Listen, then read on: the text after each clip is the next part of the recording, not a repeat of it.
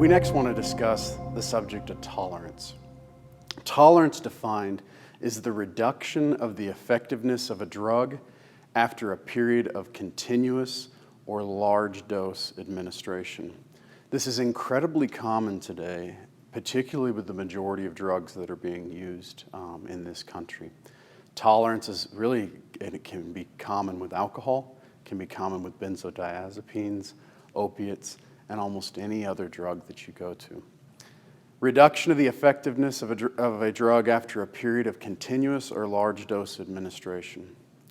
A person may be taking a drug chronically as prescribed and have minimal side effects due to tolerance in their body.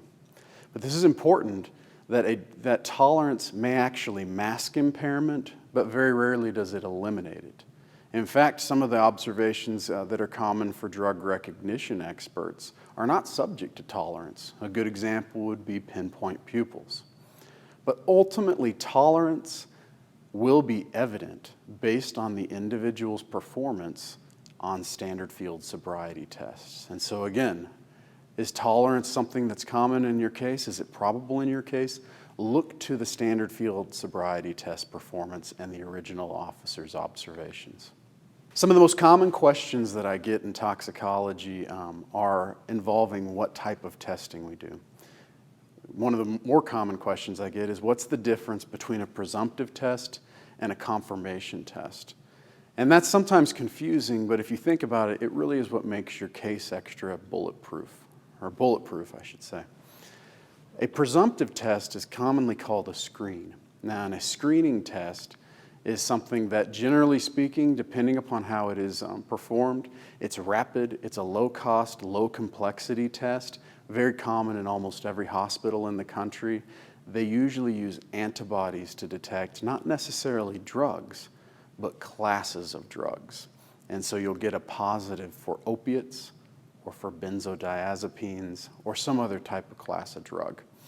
If a case screens positive, and if you have a positive presumptive screen, the best question to ask is, well, it screened positive, but for what?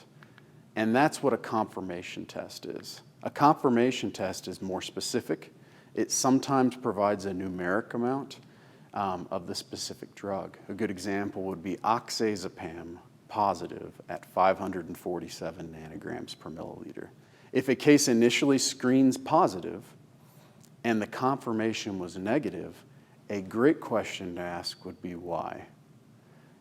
And the answer usually is that a drug is present, but it's at a concentration that's lower than the laboratory's limit of detection. So all of these terms are common in a laboratory, but your toxicologist can easily describe to you why a case might be positive, but then ultimately it's negative. And so go ask your toxicologist. Another common question I get is, why were other drugs detected than what the subject said that they took? And this sounds pretty easy, but it's common. But also remember that it's not just that they took other drugs and that they lied to you, but perhaps what was on the report is evidence of metabolism. Now, metabolism, all drugs ultimately are viewed at the body initially as poisons, and your body is rapidly trying to eliminate them through metabolism. Drugs become transformed in the body to facilitate their utilization or also their excretion. But perhaps a subject could have been taking drugs they were not prescribed. As is common in pill parties, more often than not, people are just simply taking drugs that they don't know what they are. And that's incredibly common too. An important step, though, whenever you have a question like this, is to consult with your toxicologist and make a phone call to the laboratory. Another common question is, well, why were drugs not detected? And a possible explanation for this is that they actually didn't take the drug. Now, this is usually a big, sad moment, but it is common.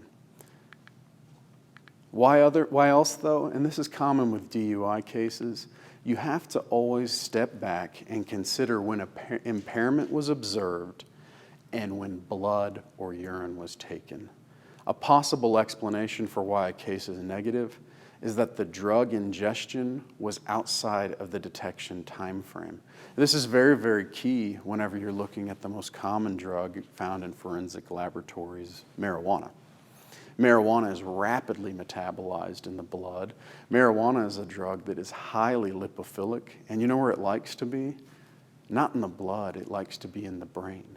And so rapidly, marijuana leaves the blood, and then by the time you ever get the blood collected, sometimes an hour or two later, it's not there. But this is an incredible liability for time arrival and evaluation completion. The last thing I want to discuss is what is the best sample. Another common question that occurs is, what is the best sample? Is it blood? Is it urine? Is it saliva? Perhaps, and I always tell everyone that it depends on what you want to do with the sample. Is the best sample actually urine? The important thing to consider with urine is that there is no clear correlation between urine and drug concentrations for impairment. Again, for alcohol, you generally can speak and say that that urine, because it is more water, more aqueous than your blood, your alcohol results will typically be about 30% higher than what you would see in a blood alcohol concentration. But for drugs, all bets are off. Urine can only indicate prior use, sometimes for days or weeks of the drug. Your toxicologist, whenever you consult with them, will likely tell you that urine is a specimen best suited to demonstrate prior use or exposure. It could be used perhaps in a per se statutory approach, but you have to be very, very careful whenever we try to utilize numbers and urine.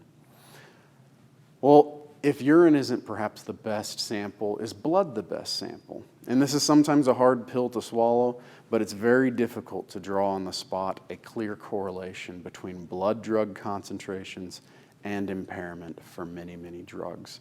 As we discussed earlier, drugs typically affect the brain. And depending upon the actual affinity for that drug, it might desire to not be in the blood. So blood at best isn't the best way to measure impairment.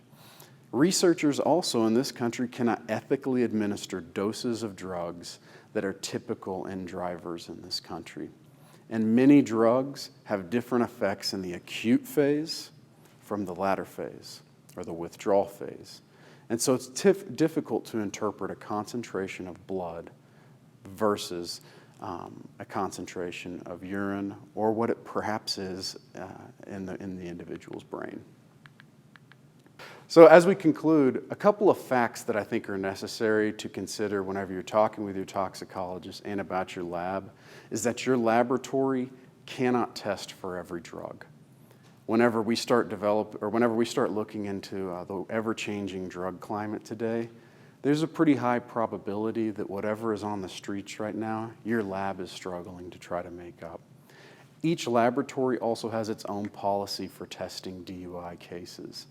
Very important to consult with them. Some labs, for example, screen samples only for common classes of drugs. And while this is an effective approach, it's not that effective with the ever-changing drug climate of fentanyl analogs, of synthetic cannabinoids, and synthetic cathinones. Other labs might be more extensive.